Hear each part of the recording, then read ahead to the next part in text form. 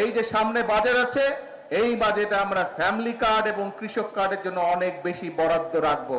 বর্তমানে যে বাজেট চলছে এটি তো বিএনপি সরকারের বাজেট না, এটি বিএনপি সরকারের আগে যে অন্তর্বর্তীকালীন সরকার ছিল তাদের করে যাওয়া বাজেট, এবং সেই বাজেটের মধ্যে ফ্যামিলি কার্ডের কোনো টাকা দেওয়া ছিল না, সেই বাজেটের মধ্যে কৃষক কার্ডের জন্য কোনো টাকা দেওয়া ছিল না। আমরা শুধু খালের কথা বলিনি, খালের সাথে আমরা আরো কয়েকটি কথা বলেছিলাম। আজকে আপনাদের এখান থেকে আমি যাব চাঁদপুর সদরে, সেখানে দুটো কর্মসূচি রয়েছে। তার মধ্যে একটি কি কর্মসূচি আছে যে জানেন না কে? হ্যাঁ জানেন? কে কে জানেন হাত তুলেন তো।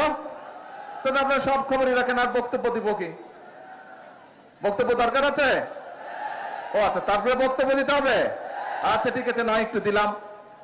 এই যে এখন চাঁদপুর সদরে যাব, চাঁদপুর সদরে একটি আছে খাল খনন আর আরেকটি আছে ফ্যামিলি কার্ড। শব্দটা চেনা চেনা লাগে? ফ্যামিলি কার্ড কার কাছে চেনা চেনা লাগে? আচ্ছা, ওই যে পিছনে গাছতলায় ভাই বোন, আপনাদের কাছে চেনা চেনা লাগে শব্দটা? আচ্ছা আলহামদুলিল্লাহ। ওই যে পারে মানুষ, আপনাদের চেনা চেনা লাগে? আচ্ছা ধন্যবাদ।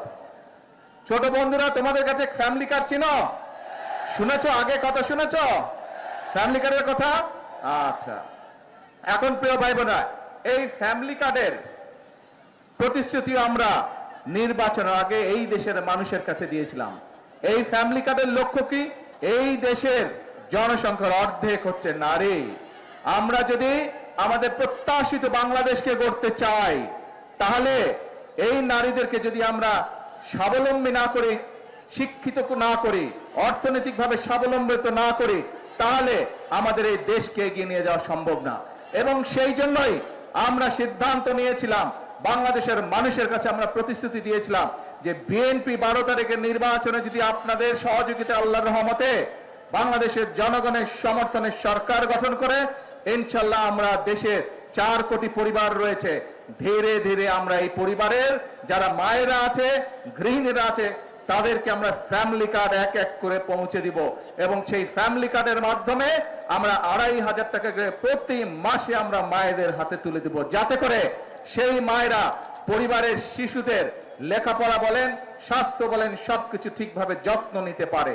ধীরে ধীরে যাতে মায়েরা ছোট ছোট ব্যবসা বাণিজ্য করার মাধ্যমে স্বাবলম্বী হয়ে গড়ে উঠতে পারে। কারণ মা যদি শিক্ষিত হয়, পরিবার শিক্ষিত হয়। মা যদি স্বাবলম্বী হয়, একই সাথে পরিবারের সকল সদস্য ধীরে ধীরে স্বাবলম্বী হয়। প্রিয় ভাই বোনেরা, এই প্রতিশ্রুতি আমরা দিয়েছিলাম। আজকে আমার এখানে এই যে স্টেজের মধ্যে এক কৃষক ভাই বসে আছে, ওনার বক্তব্যে উনি কৃষক কার্ডের কথা বলেছে, শুনেছেন আপনারা? এই কৃষক কার্ডের কাজও কিন্তু খাল খননের কাজ যেমন আমরা শুরু করেছি, ফ্যামিলি কার্ডের কাজ যেমন আমরা শুরু করেছি, আল্লাহর রহমতে কৃষক কার্ডের কাজও আমরা ধীরে ধীরে শুরু করেছি। হতে পারে এখন পর্যন্ত কেউ বলতে পারে যে আপনারা তো অল্প দিয়েছেন। হ্যাঁ, আমরা কাজটি শুরু করেছি, সরকারের কাজ ধীরে ধীরে এগোয়। কারণ এই যে সামনে বাজেট আছে, এই বাজেটে আমরা ফ্যামিলি কার্ড এবং কৃষক কার্ডের জন্য অনেক বেশি বরাদ্দ রাখবো। কারণ বর্তমানে যে বাজেট চলছে এটি তো বিএনপি সরকারের বাজেট না, এটি বিএনপি সরকারের আগে যে অন্তর্বর্তীকালীন সরকার ছিল তাদের করে যাওয়া বাজেট, এবং সেই বাজেটের মধ্যে ফ্যামিলি কার্ডের কোনো টাকা দেওয়া ছিল না, সেই বাজেটের মধ্যে কৃষক কার্ডের জন্য কোনো টাকা দেওয়া ছিল না। সেই জন্য ইনশাল্লাহ এবার আপনাদের সরকারের বিএনপি সরকার বাজেট তৈরি করছে, এবং সেই বাজেটের মধ্যে ফ্যামিলি কার্ডের জন্য বরাদ্দ রাখা হবে, সেই কার্ডে কৃষক কার্ডের জন্য বরাদ্দ রাখা হবে কৃষক ভাইদের জন্য।